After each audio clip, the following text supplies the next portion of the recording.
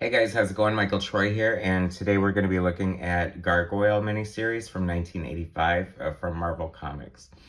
Okay guys, so make sure you hit subscribe and like, and it helps me grow as a new content creator.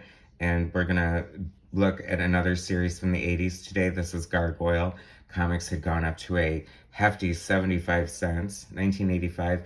I think they came out with a series from Marvel not too long ago. I mean, I know they did called 1985, and I think it's arguably one of the best times in comics, especially like at Marvel Comics. I mean, I don't know. For my young brain, they could do no wrong. So this is Gargoyle. I loved the Defenders, so I was familiar with the character. And you've got this killer Bernie Wrightson cover painting, and this is the time from when painted comics weren't that common, and painted covers were just starting to seep into the genre or whatever. But anyway, so this is one that's just so cool for the art. The art is so moody and it really fits this character. It's written by J.M. DeMatties. Anyone from the 80s reading comics is familiar with his work. He wrote Craven's Last Hunt, the great Spider-Man story. He also scripted the funny Justice League International. So he's very versatile and diverse as a writer, and has written a lot of uh, my favorite comic book stories from the 80s. So, I mean, he's written a ton else, but you just know his name. But I just love this art. Who did I say the artist was?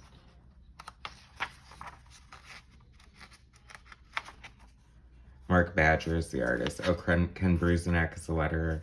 Bob Sharon colorist. Very familiar 80s names. There's a scene flashback from the Defenders. I really forgot the gist of this, but it's a fun story. I think J.M. DeMatties also wrote The Spectre when he came back at one point, and I like that.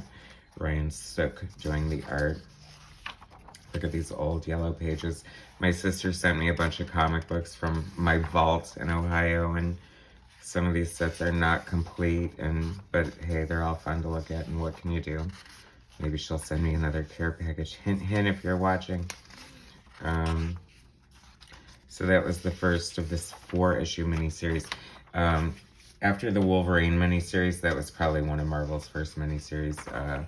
Did so well. They sort of just started kicking out a lot of different miniseries, which makes a lot of sense. I really like miniseries for the fact that, you know, some characters deserve the spotlight, but they're not necessarily popular enough to warrant having a monthly ongoing series. See, you can see this is the time Secret Wars 2 was going on. Bunch of crossovers there. Speaking of miniseries, right? Although that was a long miniseries at, what, 9 issues long? That was so exciting. Like I said, things were just, you know, really developing and getting crazy.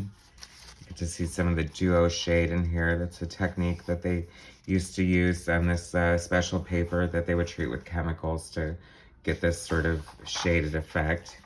But apparently it doesn't, it's not, what's that word that they use? Archival, because it deteriorates, which is a problem with a lot of comic art from back in the day, especially if you ink with markers, and a lot of the markers back then would turn. That's issue 1. So, or no, issue 2. We're moving on to issue 3 already. Another great painted cover. I don't think that's Bernie Wrightson. That would be like too amazing to get 2 Bernie Wrightson covers, or 3 or 4 anyway. But I wish they would do like the Defenders again, like the traditional good Defenders. What a great splash page this is. Mark Badger, I'm trying to think of what else he did in the 80s that he was known for, but I always really enjoyed his art. It's very sort of sketchy and moody, lots of blacks, and very not necessarily appropriate for traditional superhero comic books. So I'm not sure that he did too many of those.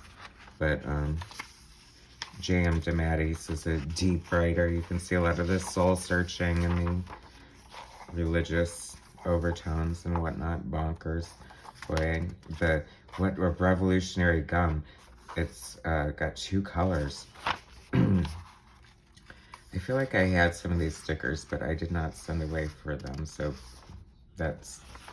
could be me hallucinating. But anyway, so this is really pretty art.